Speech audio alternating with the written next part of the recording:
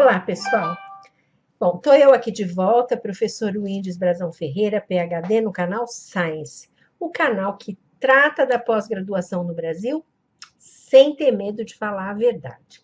Então, hoje, na série O Campo da Pesquisa, a gente está abordando 10 elementos chaves para que você possa ir ao campo e ter, claro, as melhores condições para colher os dados necessários para responder a sua pergunta de pesquisa ou solucionar o seu problema de pesquisa. Até já!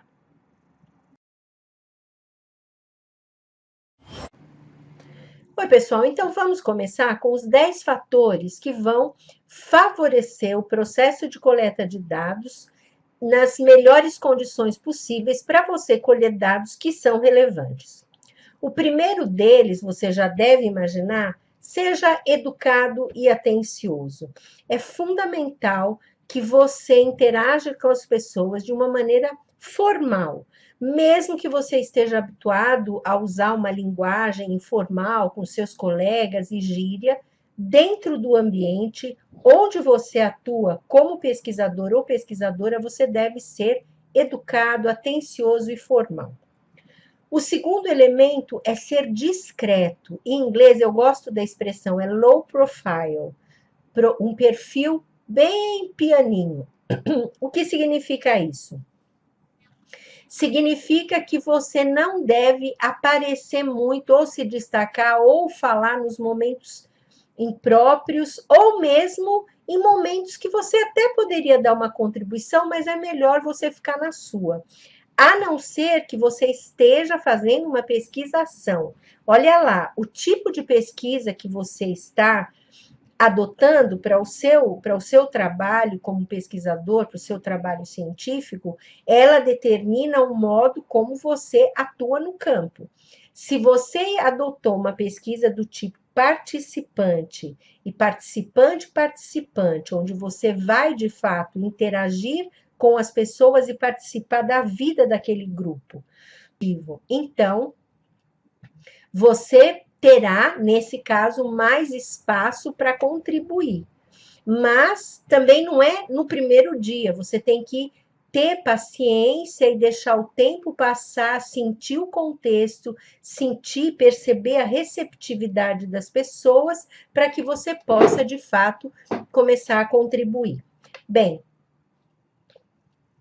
então, low profile significa isso, significa que você vai estar presente, mas sempre com muita tranquilidade, com muita calma, mais ouvindo do que efetivamente falando. Você tem que tá preparado para conhecer o ambiente. É como quando você vai, por exemplo, numa festa onde você não conhece as pessoas, ou você vai na casa de alguém da sua família que faz muitos anos que você não vê. Você não é íntimo naquele contexto, então você precisa ter um certo distanciamento. Eu vou dar um exemplo que pode parecer bobo, mas ele é relevante em termos desse cuidado inicial. Você não chega na casa de uma pessoa desconhecida, vamos supor que você vem aqui em casa me visitar, e você diz, eu tô com sede, dá licença, levanta, vai na cozinha, abre a geladeira e se serve. Você não faz isso.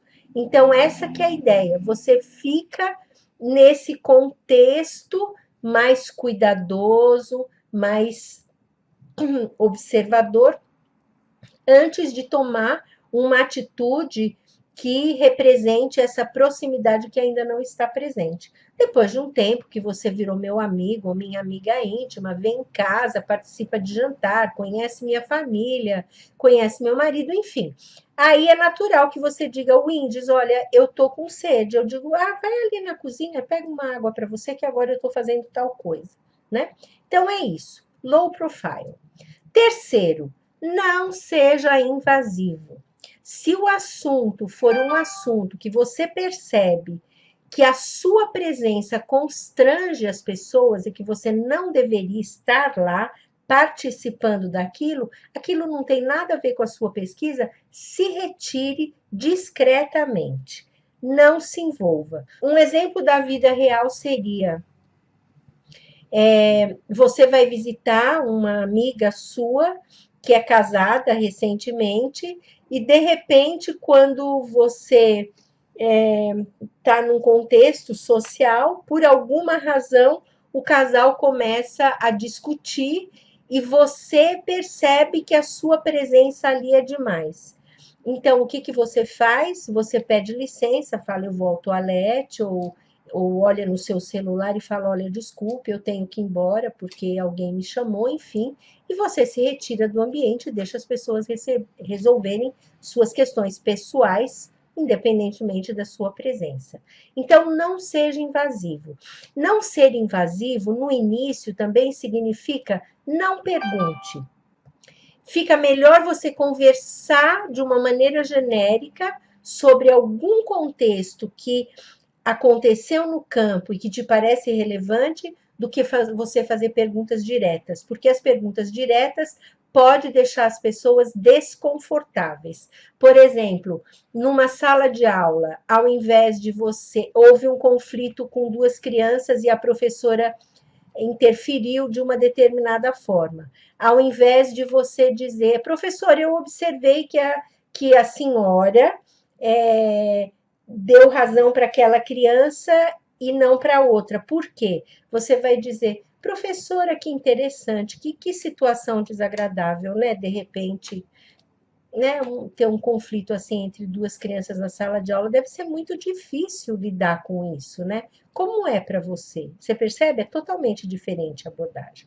E se a pessoa está muito desgastada ou muito tensa, o que quer que seja, você fica na sua. Você pode perguntar, lembra ser atencioso e educado? Eu posso fazer alguma coisa? Você quer que eu, de alguma forma, possa te ajudar? Eu posso pegar água? Você quer que eu limpe isso que quebrou? Sei lá.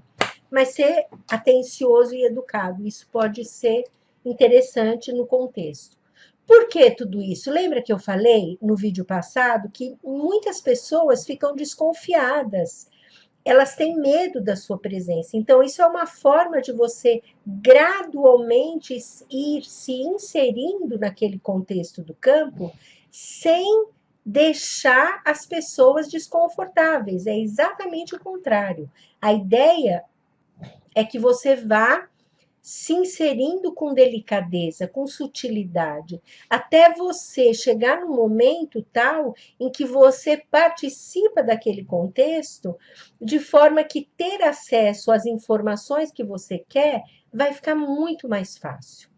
Por isso que não pode ficar no campo num período muito curto.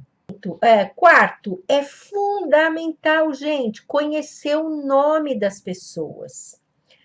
Seu fulano, dona fulana, professora X, diretora Y, eu não sei como que você prefere chamar, mas lembre que é uma situação formal.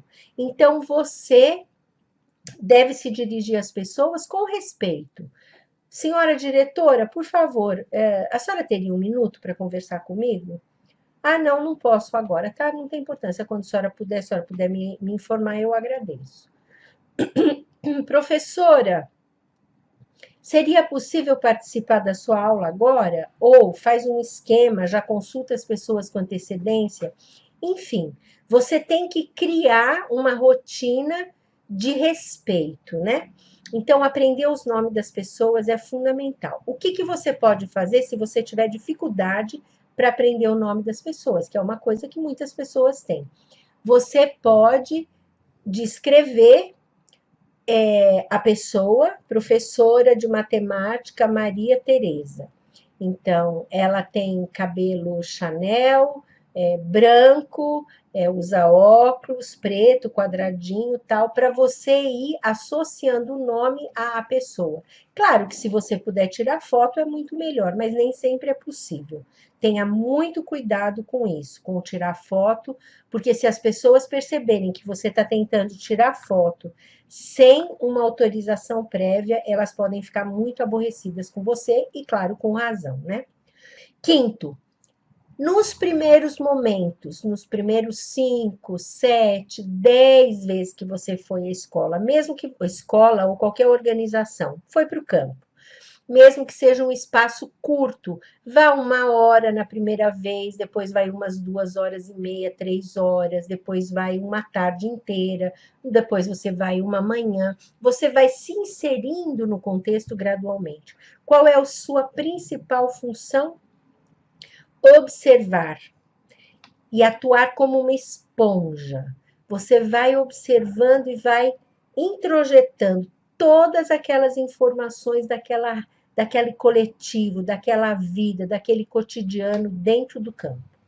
Então, isso é super importante. Vai identificando as pessoas, vai aprendendo os nomes, vai se inserindo gradualmente, vai identificando os espaços nos quais você vai colher dados mais relevantes para poder responder a sua pergunta de pesquisa e por aí vai. Então, seja um observador. 6. Sempre, em qualquer hipótese, respeite a hierarquia. A diretora tem uma posição, um status que é maior do que a coordenadora pedagógica, que é maior do que a professora, que é maior do que os funcionários da escola. Então, sempre respeite a hierarquia, mesmo que a pessoa a quem você se dirija, vamos supor que seja diretora ou diretor de uma escola, muito jovem. A pessoa tem 27 anos e você tem 40. Não tem importância, você vai se dirigir a essa pessoa como senhor, a senhora. Ou senhor diretor, senhora diretora. Por quê? Porque nós somos pessoas de fora. Então, nós temos que respeitar a regra. Mas lembrando que se você for de dentro, se você for membro daquele coletivo, daquela comunidade, é claro que a situação é diferente. Você não precisa mudar o seu comportamento habitual para se encaixar nesse contexto dos 10 elementos chaves para você abordar o campo, ok? 7º, compartilhe as suas anotações, os seus dados, as suas ideias, os seus comentários com as pessoas em relação às quais aqueles dados foram coletados. Então, eu colhi dados da diretora da escola e eu fiz anotações, ou eu fiz uma gravação autorizada, depois eu fiz a transcrição. O que eu faço? Olha, senhora diretora, eu fiz a transcrição da nossa conversa, eu gostaria de te entregar para você dar uma olhada, se você quer eliminar alguma coisa, se você acha que alguma coisa não está exatamente do modo como você gostaria que estivesse e tal. Isso é muito importante no processo de pesquisa, tá? Então, compartilhe. Tirei fotos. Você está assistindo uma atividade social ou de avaliação numa empresa. E você pede autorização para o chefe, e ele dá autorização, e você tira a foto das pessoas. Depois que você tirou as fotos, você pode colocar num pendrive ou mandar por e-mail, manda para o chefe, pede para compartilhar e verificar se as pessoas que estão presentes na foto, elas permitem o uso. Se elas permitirem, você então tem que ter à mão, já associado lá ao seu e-mail, o termo de consentimento. Se a pessoa não quiser que seja usada, você pode eliminá-la usando os softwares para melhorar ou diferenciar a qualidade de uma foto, ok? Ou você pode usar tarja também, como eu já falei em outro vídeo. Quando você fizer anotações ou escrever sobre um determinado evento, o que é interessante é que o que você escreveu, seja apresentado para a pessoa a partir do contexto no qual essas informações foram colhidas. Eu fazia isso sistematicamente, eu achei que funcionava muito, eu fazia pesquisa nas escolas e nas salas de aula, nas salas de reunião, de professores e tal, e aí eu costumava pedir autorização para registrar. Aí eu registrava descritivamente, não colocava nenhum tipo de julgamento e nem descrevia nada, mesmo que fosse um conflito, de uma maneira que a pessoa pudesse se sentir criticada. Eu simplesmente descrevi o que eu via. E no final da aula ou da reunião, eu entregava para as pessoas envolvidas para que elas pudessem ler e dizer, não, tá tudo bem, tá ok, ou então, não, não, tira isso, eu prefiro que isso não esteja e tal. Isso tudo, gente, vai fazendo com que você vá ganhando cada vez mais confiança daquela comunidade. E uma vez que você ganha confiança, as portas dos dados eles vão se abrindo. E os seus dados, claro, vão ser cada vez mais qualificados, vão ser melhores para você desenvolver a sua pesquisa com qualidade científica, né? Oitavo, claro, seja ético. Não se envolva em conflitos ou qualquer tipo de problema que ocorra dentro do contexto onde você colhe os dados.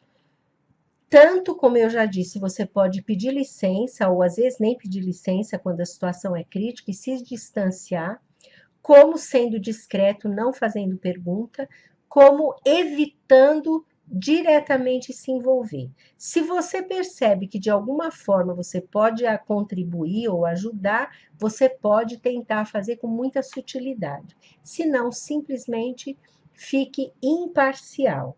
Lembre-se que a sua atitude ela deve ser extremamente cuidadosa quando se trata dos elementos que pertencem ao contexto, não pertencem a você, não pertencem à sua pesquisa.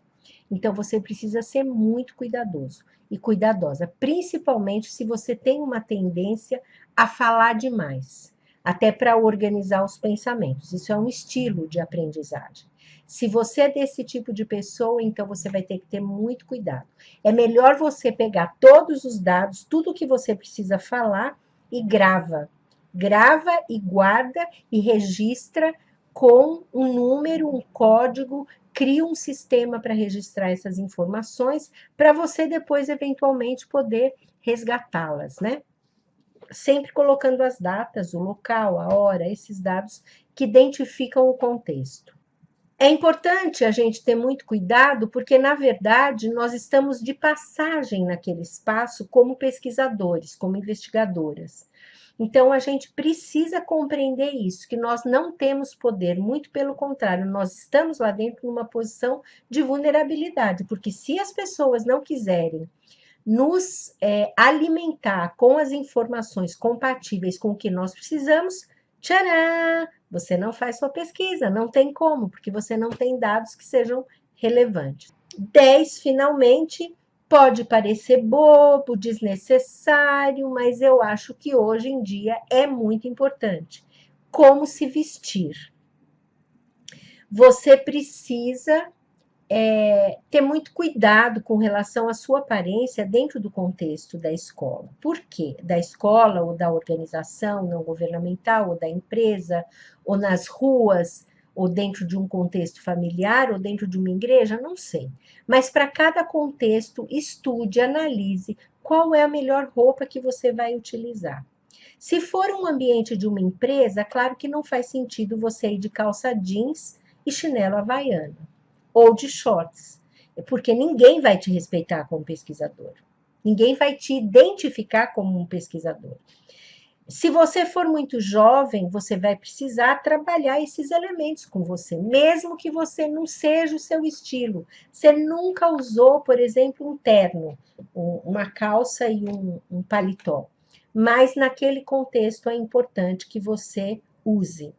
Então, analise o contexto, observe e verifique, descubra, entre no site, compreenda aquele contexto e se vista de uma maneira que seja apropriada naquele contexto. Olha, por exemplo, uma outra possibilidade, né? Você vai numa escola privada, de classe A, B, vestido de uma maneira muito casual, onde as professoras e os professores e os estudantes se vestem de formas mais compatíveis, vamos dizer assim, com a classe social, porque a escola é uma escola rigorosa, tradicional. Ou você vai toda nos trinks, né, de ouro, de pulseira, de brinco de ouro, de colar de pérola, uma roupa muito fina de seda, uma calça e uma camisa de seda, numa escola de periferia, onde as crianças e as professoras são pessoas muito simples.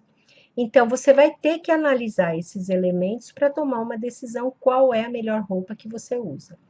Eu fiz um estudo piloto da minha pesquisa de doutorado em Moçambique. Eu tive lá em 1997. Eu fui fazer um trabalho para a Unesco de Paris, junto com uma grande amiga de Portugal, que na época era diretora do Instituto de Inovação Educacional do Ministério da Educação de Portugal, e hoje já foi fechado esse instituto. E aí nós fomos trabalhar com os PALOPs, né, os chamados PALOPs, países africanos de língua portuguesa. E como eu ia para lá, e nesse país, né, em Moçambique, eles tinham uma abordagem de educação inclusiva, eu resolvi fazer uma coleta de dados. Eu fiquei lá 41 dias.